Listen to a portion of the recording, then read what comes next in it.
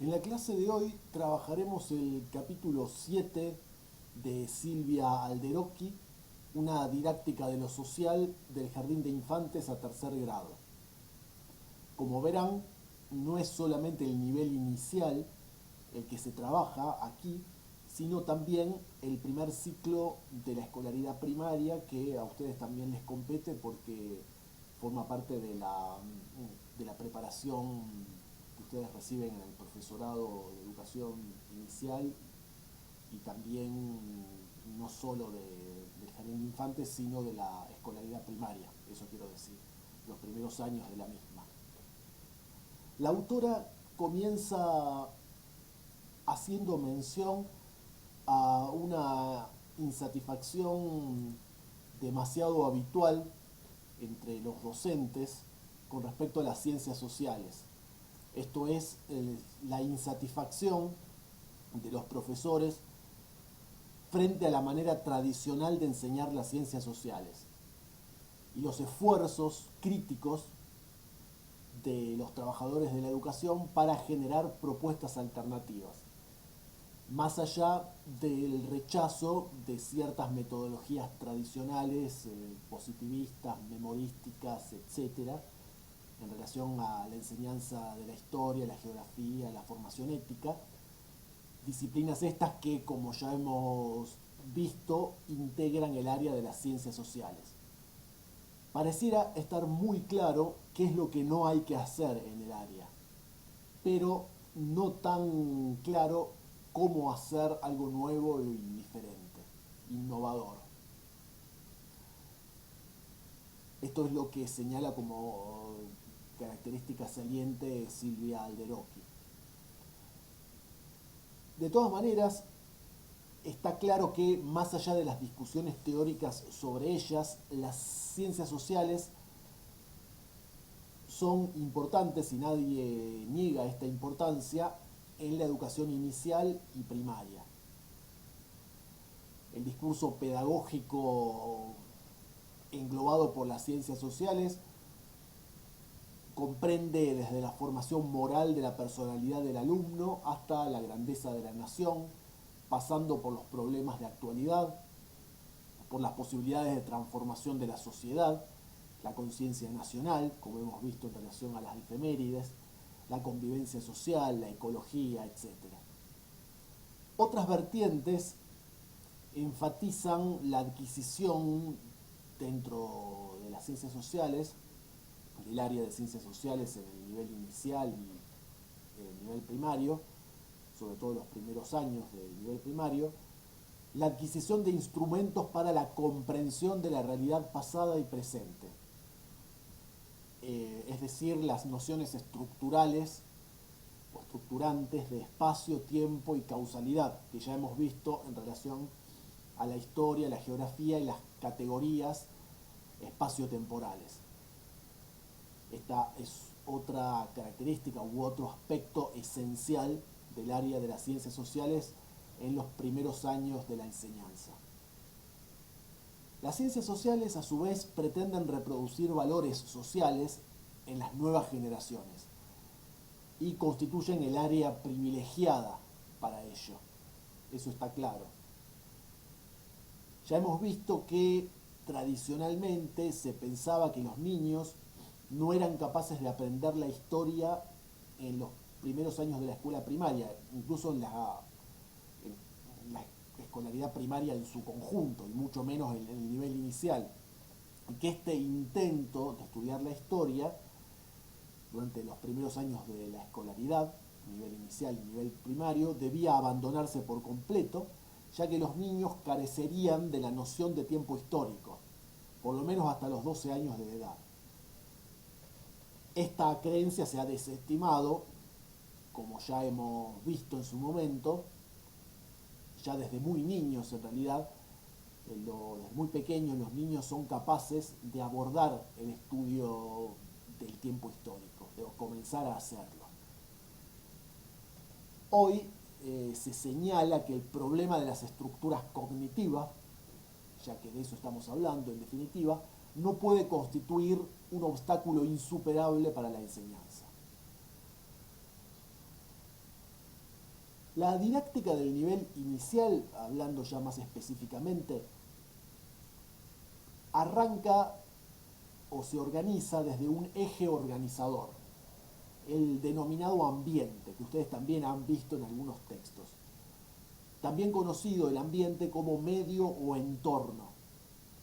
Ese entramado social, cultural y natural a la vez, donde se entrelazan elementos naturales y artificiales, el espacio, el tiempo determinados, la naturaleza, los animales, las plantas, los minerales en estado natural puro, por así decirlo, y a su vez la construcción social, material e inmaterial, de los distintos ambientes, que no son solamente, en definitiva, naturales, sino que ha habido una intervención, una construcción humana.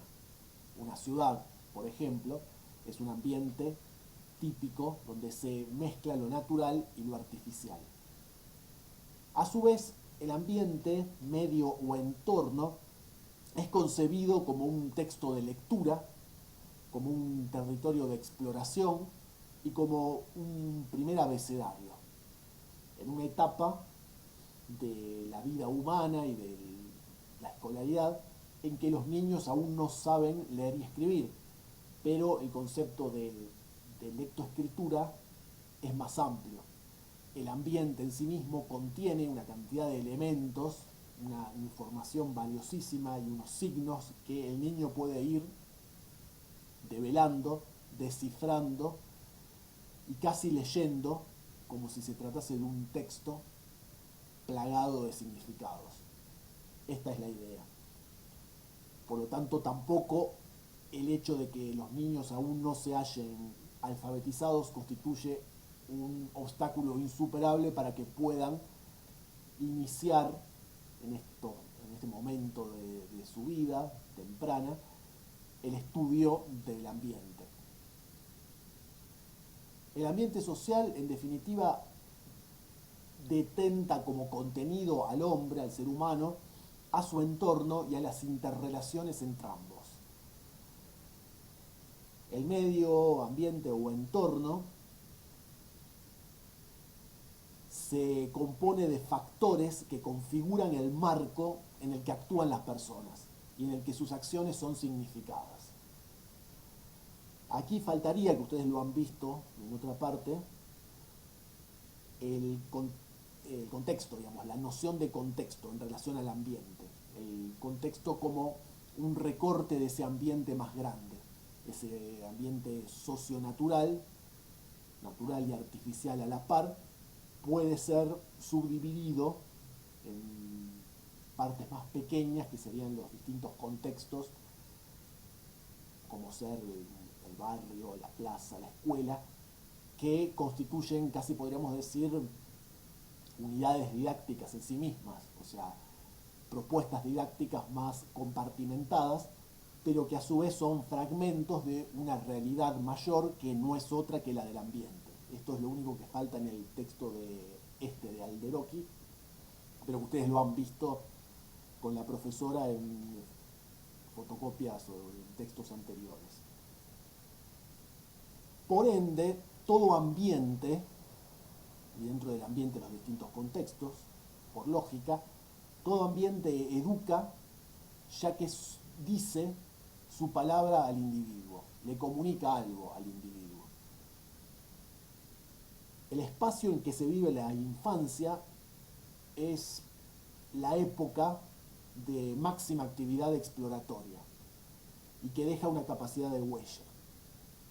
El lugar y la época en que hemos transcurrido nuestra infancia, los escenarios de la misma, son fundacionales y dejan una huella indeleble por el resto de la vida y constituye un punto de arranque para lo que vendrá después, son los cimientos del aprendizaje posterior y más complejo. El ambiente, a su vez, constituye una mediación o actúa como mediador entre el conocimiento y el niño, digamos. Hay una mediación semiótica entre el niño y el medio, fundando de esta manera la infancia como una patria físicamente determinada. Cuando algunos dicen que la patria es la infancia, estamos hablando de un espacio concreto, físico, de unos escenarios que constituyen justamente el ambiente, ese entramado sociocultural, histórico y geográfico en el cual transcurren nuestras vidas, y sobre todo los primeros años de nuestras vidas. Este primer contacto con el mundo, esta mediación semiótica que el ambiente establece con nosotros y con el conocimiento, constituye algo fundacional, como les decía. Deja una huella indeleble que no se puede borrar, que es constitutiva, que son los cimientos de la persona en lo que hace a su primer abordaje del mundo. El sujeto, a su vez, dota de significado a los lugares. Los elementos que constituyen los lugares, los ambientes, son significados por el propio individuo, en este caso por el niño. El chico recorre su ambiente, lo hace suyo, activa y críticamente, interactúa con él, lo eleva a la categoría de educación o de espacio educativo, aquello que en principio no es más que desorden, impresiones y espejismos, confusiones, dicho de otra manera. El concepto de medio, al mismo tiempo, no incluye solo el componente individual, subjetivo y vivencial, sino que tiene un fuerte contenido social. No es solo lo que el individuo, el niño, percibe y vive a título individual, sino que también hay una construcción social de la cual nos apropiamos. Ambos niveles, lo individual y lo colectivo, lo subjetivo y lo objetivo, se construyen en paralelo, lo más íntimo con lo más general, lo psicológico con lo social, y mantienen su vigencia toda la vida. En el nivel inicial se trabajan en el área de las ciencias sociales contenidos tales como familia, barrio, transportes, fiestas patrias, tal como ya hemos mencionado. Se busca reconfigurar lo conocido o conocer cosas nuevas, básicamente. Entre las críticas que se le pueden formular al abordaje tradicional de las ciencias sociales está esta cuestión de presentar, entre otras cosas, al barrio, que sería un contexto dentro del ambiente más general, como una unidad social funcional, homogénea, esquematizada, sin crisis ni conflictos, armónica, esta unidad social, un espacio acabado, prolijo, donde las personas se relacionan entre sí y resuelven todos los problemas. Hay una suerte de trivialización, de simplificación del medio. Hasta aquí la didáctica tradicional. Y está claro que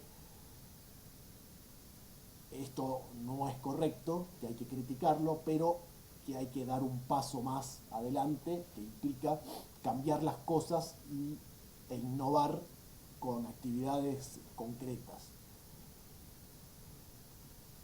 Este objetivo innovador presupone que los niños contacten diferentes objetos, materiales, personas y espacios, y a su vez se vinculen con sistemas de organización y relaciones establecidas entre ellos.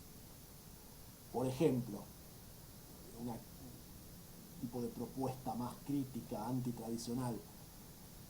En el barrio se podrían advertir o propiciar que los niños adviertan la existencia de zonas centrales y marginales, el rol de los artesanos, de los oficios en extinción, de los nuevos empleos surgidos de la nueva tecnología, en contrapartida, los problemas urbanísticos y arquitectónicos, por ejemplo, la falta de disposiciones para los discapacitados, el déficit de infraestructura, por caso las inundaciones en ciertos barrios, las organizaciones vecinales, la articulación del barrio con el resto de la ciudad. Aquí estamos viendo una serie de cuestiones básicas, importantes, reales y conflictivas. Entonces se está de alguna manera desidealizando el ambiente y el niño se está aproximando a él de otra manera más realista y más provechosa. Está claro, ya lo hemos mencionado, que el ambiente constituye un rico depósito de datos históricos, geográficos y sociales. Y es, casi podríamos decir, el ambiente, o se erige el ambiente como una iniciación al campo disciplinar de las ciencias sociales. Es la primera aproximación al mundo de las ciencias sociales en la infancia. La tarea del docente es proporcionar al niño claves de lectura para interpretar ese ambiente. Hay una crítica, la principal de ellas, al conocimiento empirista del ambiente. Y es la crítica que considera, la crítica que marca una cosa, que este conocimiento empirista del ambiente tiende a considerar el conocimiento o a construir el conocimiento como una mera copia del entorno. Y esto hay que evitarlo. El realismo crítico, que sería lo contrario, sostiene que el conocimiento, el verdadero conocimiento del mundo, intenta o intentaría apropiarse de lo real sin ser una copia de lo real. Entonces los niños no tienen que simplemente reproducir lo que ven objetivamente, sino que tienen que ir mucho más allá. Tienen que analizar críticamente y construir ese conocimiento. Y no simplemente tomarlo y describirlo de manera mecánica.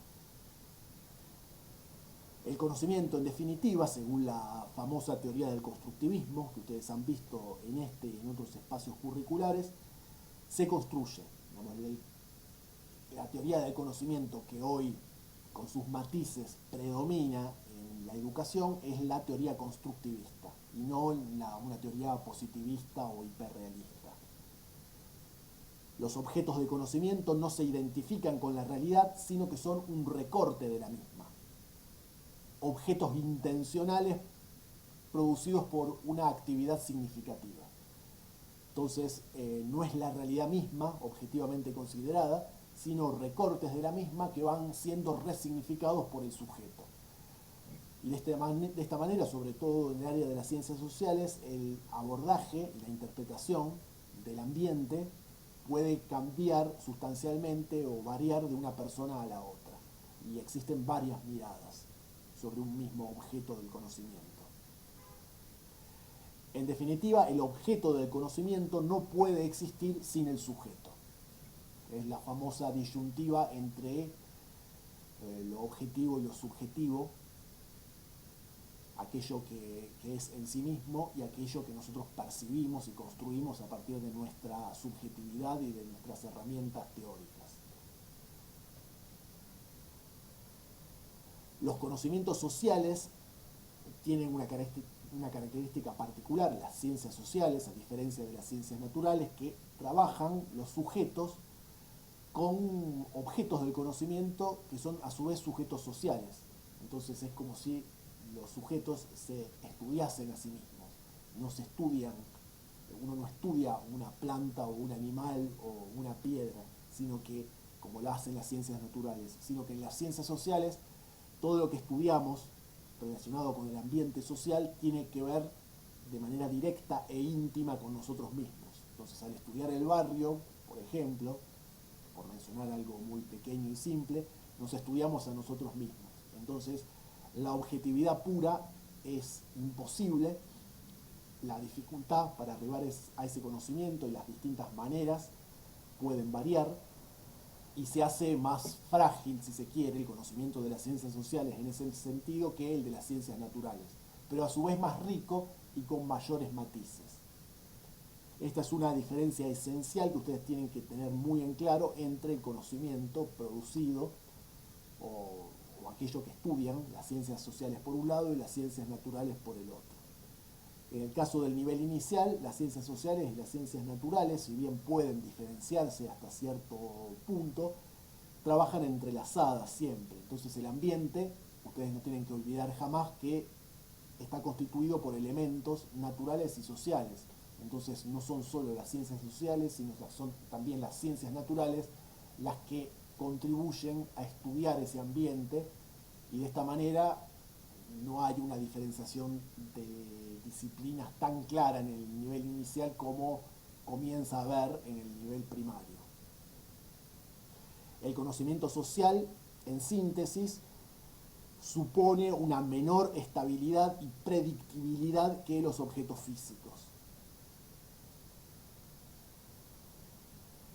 Hay otros elementos que va mencionando la autora que son esenciales para la materia en general.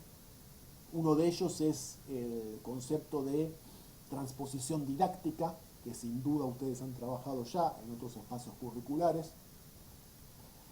La transposición didáctica tiene que ver con esas transformaciones, deformaciones, creaciones, sustituciones que sufre el conocimiento erudito, aquel construido por los científicos, al convertirse en un conocimiento u objeto a enseñar.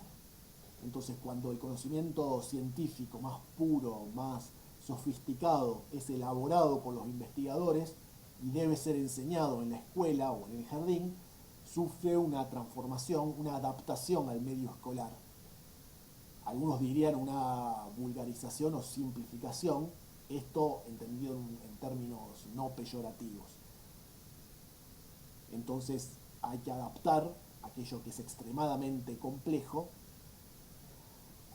para poder ser enseñado en su carácter más sintético, y también en lo que hace a la divulgación de este conocimiento fuera de la escuela, para un público más amplio.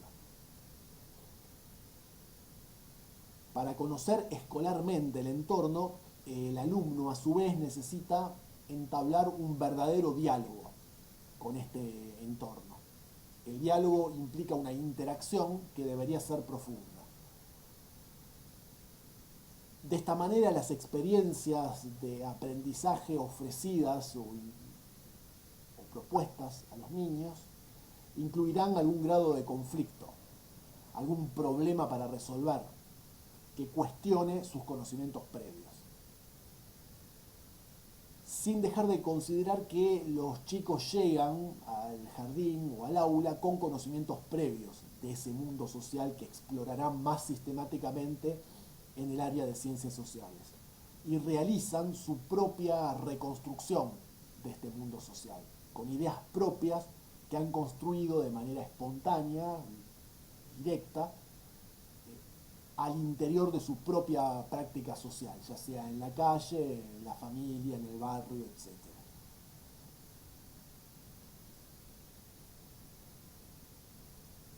En lo que respecta a concepciones o propuestas más críticas, hay un caso paradigmático que es el de la familia, otro de los elementos que se trabajan de manera fundamental en el área de ciencias sociales a partir del nivel inicial. El concepto de familia es uno de esos conceptos básicos, estructurantes de las ciencias sociales, un concepto tradicional, esquemático, rígido. Habla de una familia compuesta por el padre, la madre y los hijos, en el seno del matrimonio legalmente sancionado. Este modelo de familia, que era además un modelo, además de ser generalizado, era moralmente y socialmente considerado el mejor, el ideal, casi el único, o el único directamente, ahora se ha reconfigurado. Hay distintos modelos de familia, no solo este que les acabo de mencionar, y es uno de los puntos nodales e incluso más complejos y más conflictivos para trabajar con los chicos ya desde la primera infancia. Y ustedes necesariamente lo harán en una sociedad como la nuestra, que está cambiando tanto y donde en el caso particular de la familia, ya podríamos hablar de las familias, de distintos formatos familiares. Lamentablemente, nos dice la autora, suele seguir enseñándose la familia como un concepto tradicional y rígido, prescindiendo de otros tipos.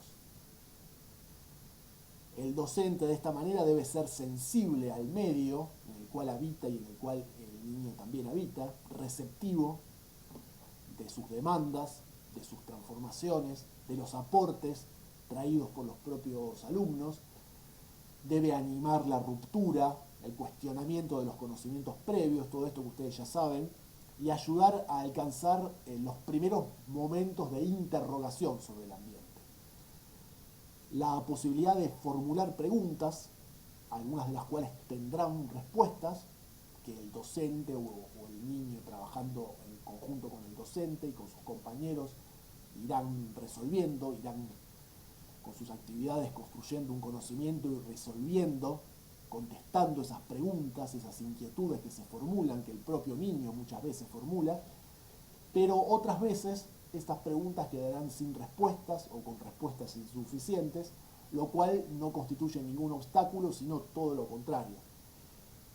En el mundo del conocimiento, en general, no solo en lo que hace específicamente al trabajo con los niños del nivel inicial, sino en general cuando uno estudia, cuando uno aprende, cuando uno intenta contestar las preguntas más esenciales de la condición humana, muchas de ellas necesariamente quedan sin respuestas o con respuestas muy pobres, porque hay cosas que no las podemos saber, no las podemos averiguar de ninguna manera. Sin embargo, es más importante formular las preguntas que contestarlas. Y esto no debemos olvidarlo jamás, incluso cuando empezamos a trabajar con los chicos, desde la primera infancia. Es muy saludable y muy espontáneo por parte de los niños que estas preguntas, estas grandes preguntas acerca de la vida, la muerte, la existencia o no de Dios, estas grandes cuestiones, estas grandes preguntas que son metafísicas, filosóficas, religiosas, y que también tienen que ver con grandes cuestiones científicas, como el origen de la vida.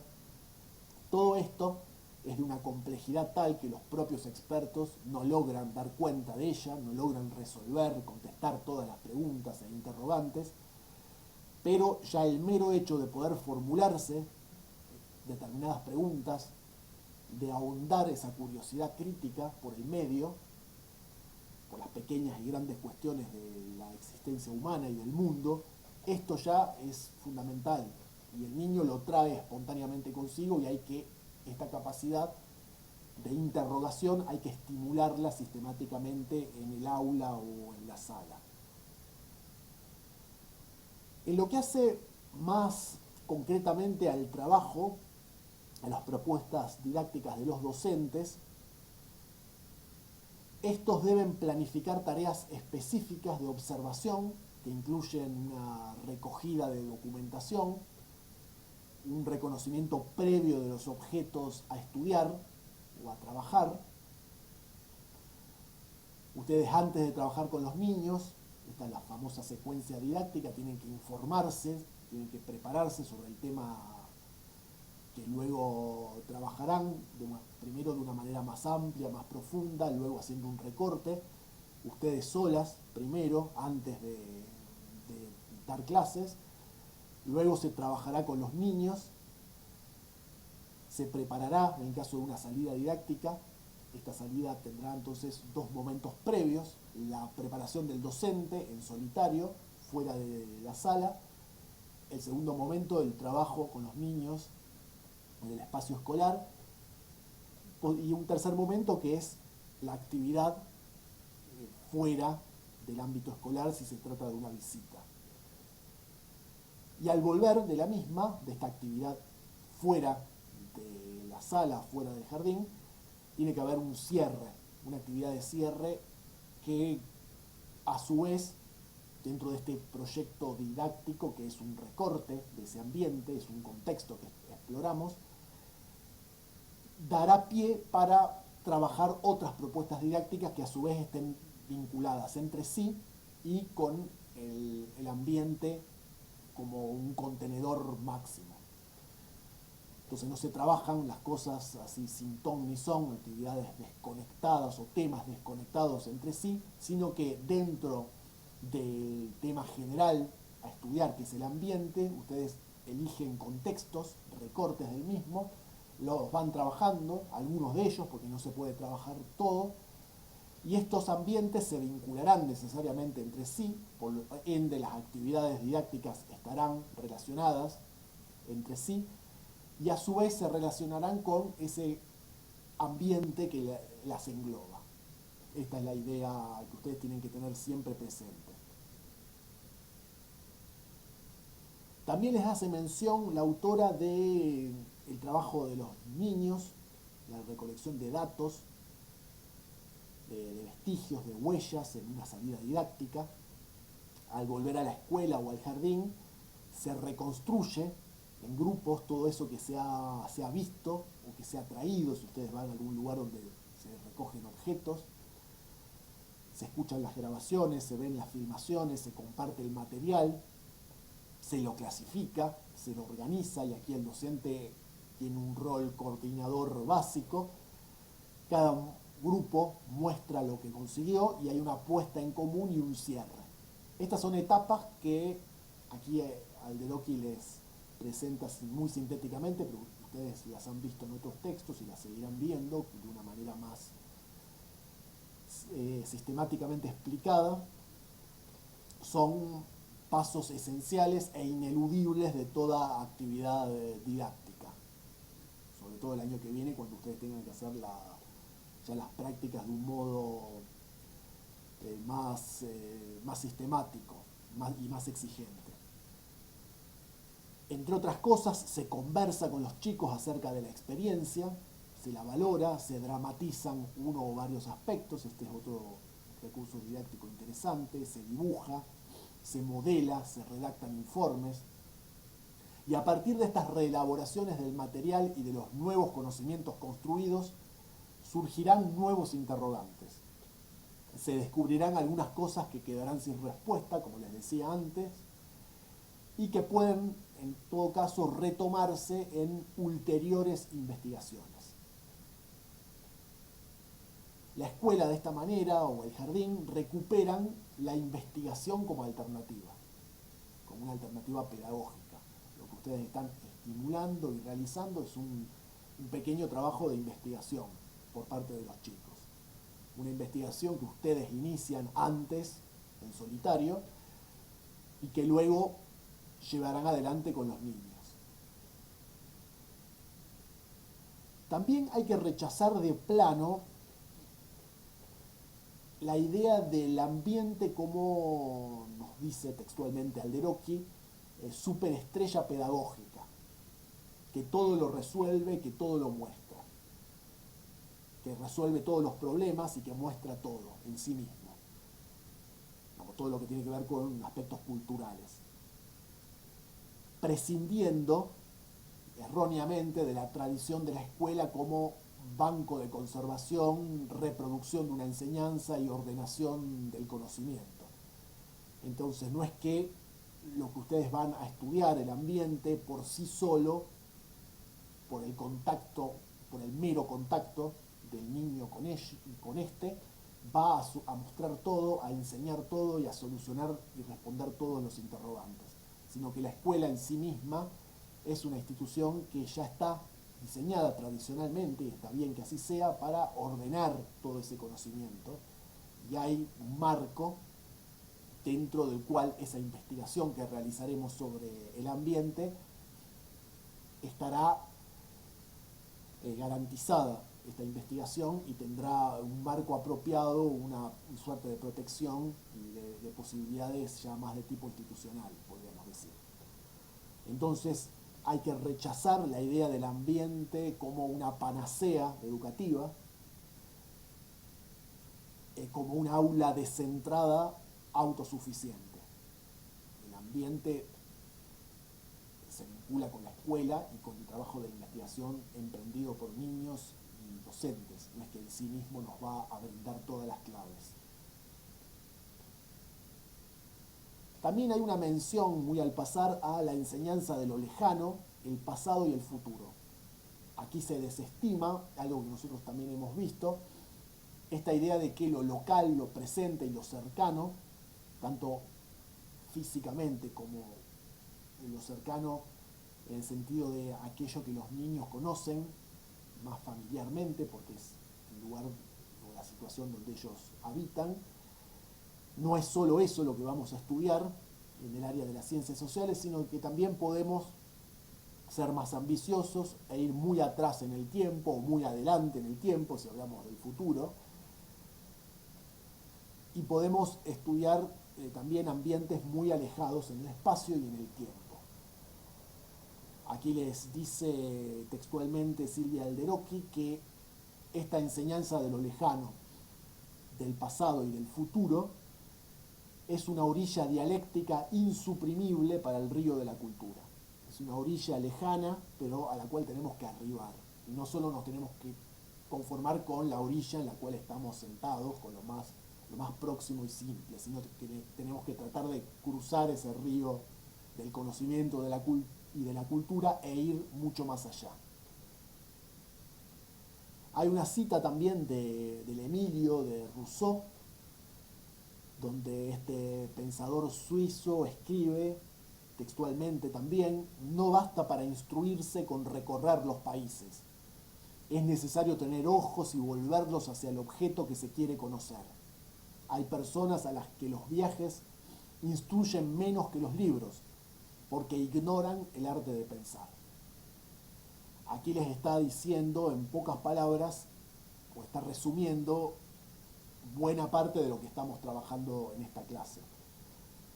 Es decir, no basta con ir al encuentro del ambiente o de los ambientes, ir a conocerlos, a explorarlos físicamente, sino que hay que saber pensar. Y también dentro del saber pensar está el saber enseñar. Entonces es mucho más complejo.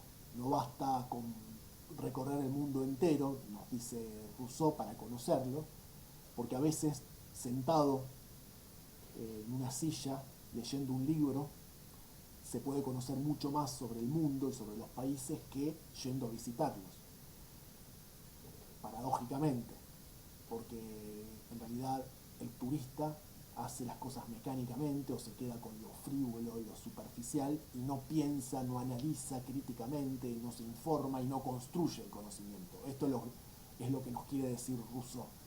Entonces, transponiendo esta idea a la temática de hoy, no basta con organizar las mejores visitas a los mejores lugares, sino que estas visitas tienen que tener un sentido pedagógico, tienen que estar bien estructuradas, bien trabajadas antes, durante y después de una visita, por caso, y de esta manera solamente podremos sacarle jugo y podremos aprender. De lo contrario, lo único que haremos es recorrer mecánicamente lugares, desplazarnos, jugar, pero sin aprender. Y esto no tiene mayor sentido. Así que, sobre todo, y también con esto se cierra el texto y cerraremos la clase, específicamente en el nivel inicial, a partir del año 1989, cuando se elabora el diseño curricular para el nivel inicial en la ciudad de Buenos Aires, se multiplican las propuestas de trabajo para el área de ciencias sociales y para el nivel inicial. Entonces ahora las posibilidades en ese sentido con las que ustedes cuentan son mayores que hace 30 años atrás. Entonces tienen que aprovecharlo para poder trabajar de una manera más fructífera esta área de las ciencias sociales. Así que con esto cierro el texto de Silvia Alderocchi, que me pareció interesante como una síntesis acotada, general, de muchos de los elementos, de las problemáticas que veníamos abordando.